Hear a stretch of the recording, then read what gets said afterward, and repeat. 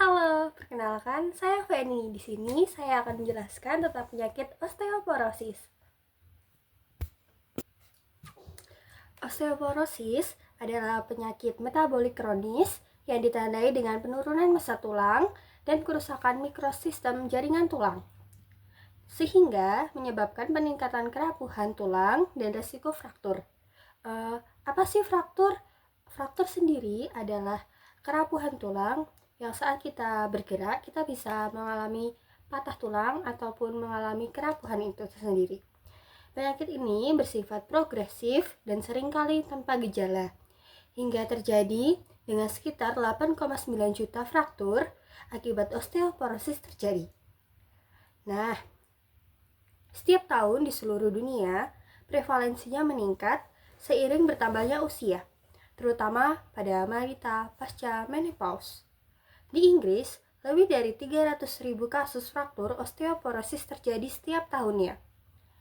Dengan peningkatan beban biaya kesehatan yang diperkirakan akan mencapai 2,2 miliar US dollar pada tahun 2025. Resiko kematian dalam tahun pertama setelah fraktur panggul dapat mencapai 20%, menunjukkan besarnya dampak osteoporosis terhadap kualitas hidup dan harapan hidup lansia. Etiologi dari osteoporosis itu sendiri dapat dibedakan menjadi dua, yaitu primer dan sekunder. Osteoporosis primer terbagi menjadi osteoporosis pasca menopause akibat defisiensi estrogen dan osteoporosis senilis yang berkaitan dengan penuaan.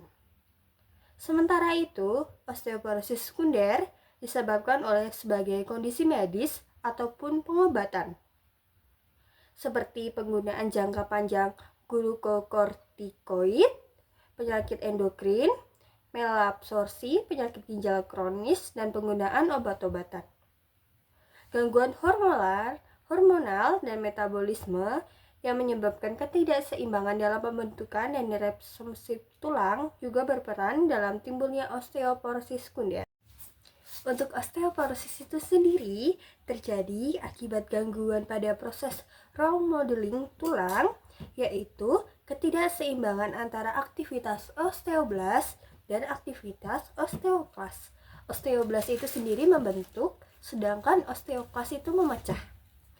Nah, pada kondisi normal, remodeling berlangsung melalui 5 fase, yaitu aktivasi, reabsorpsi, reservoir, formasi, dan terminasi. Namun, pada osteoporosis terjadi peningkatan aktivitas osteoklas yang menyebabkan resorpsi tulang lebih dominan dibandingkan pembentukannya. Penurunan hormon estrogen meningkatkan serotonin yang menghambat jalur WNT, serta peningkatan aktivitas mTOR yang merangsang osteoklas mempercepat kerusakan tulang. Selain itu, penurunan vitamin D dan asupan kalsium juga yang tidak mencukupi akan meningkatkan hormon paratiroid yang pada gilirannya mempercepat reabsorpsi tulang demi mempertahankan kadar kalsium darah. Untuk faktor risiko dari osteoporosis itu sendiri meliputi usia lanjut, jenis kelamin perempuan, menopause dini, riwayat keluarga dengan osteoporosis atau fraktur, indeks massa tubuh yang rendah, defisiensi kalsium dan vitamin D, rokok, konsumsi alkohol yang berlebih, gaya hidup sedentari atau malas-malasan yang kita sebut biasanya dengan mager, dan imobilitas jangka panjang.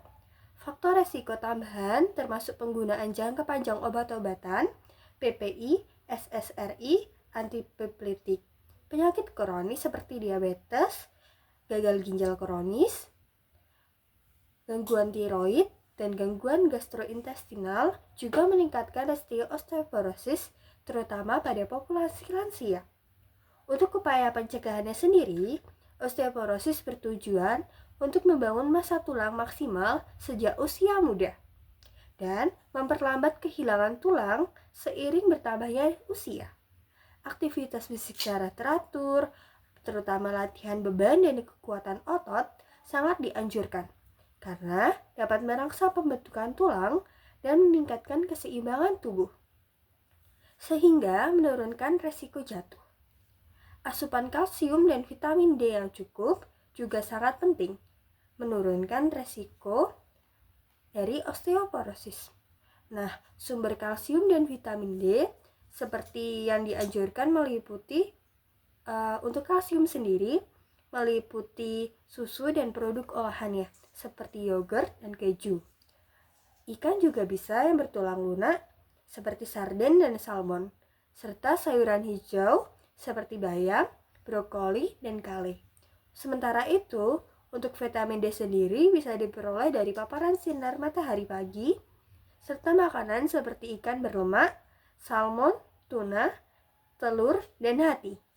Konsumsi protein dalam jumlah yang cukup juga mendukung kekuatan tulang dan juga otot. Dengan sumber terbaik dari daging tanpa lemak, ikan, telur, serta kacang-kacangan. Disarankan pula mengonsumsi makanan yang kaya antioksidan seperti biji-bijian utuh dan sayuran berwarna. Untuk mineral lainnya seperti magnesium dan vitamin K yang bisa ditemukan di sayuran hijau atau sayuran berwarna lainnya. Selain itu, kebiasaan merokok dan konsumsi alkohol berlebih harus dihindari karena keduanya mempercepat kehilangan massa tulang. Pemeriksaan kepadatan tulang atau DXA scan dan penilaian resiko fraktur dengan alat seperti FRAX juga direkomendasikan secara berkala pada kelompok usia lanjut dan individu dengan resiko fraktur yang tinggi. Untuk penanganannya sendiri terdiri dari farmakologis dan non-farmakologis. Untuk non-farmakologis sendiri, di sini aku akan menjelaskan ya non-farmakologis ya.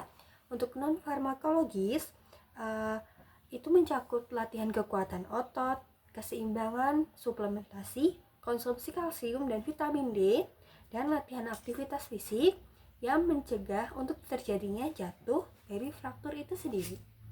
Untuk makanan yang dikonsumsi sudah disebutkan tadi di bagian pencegahan seperti makanan yang kaya akan vitamin K, vitamin D, kalsium, dan juga untuk menghindari gaya hidup sedentar.